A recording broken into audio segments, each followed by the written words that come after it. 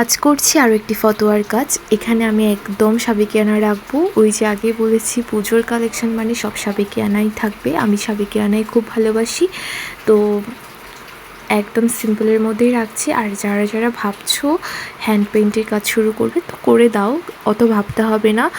একটা কথা বলি কি জানো, আমি যখন এই পেইন্টের কাজগুলো শুরু করছিলাম তো খুব নার্ভাস ছিলাম যে এটা নিয়ে আমি তো ভালো আর্ট পারি না, ভালো ড্রয়িং পারি না, ভালো তুলি চালাতে পারি না, তাহলে কি করে কি করব।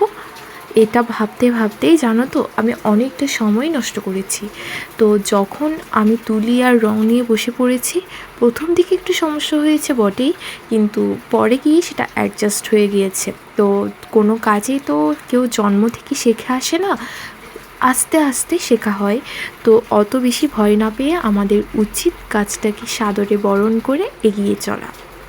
তো তোমাদেরকে এটাই বলবো, এত ভাববে না, না ভেবেই কাজ শুরু করে দাও। বেশি ভাবলে বেশি ভয়।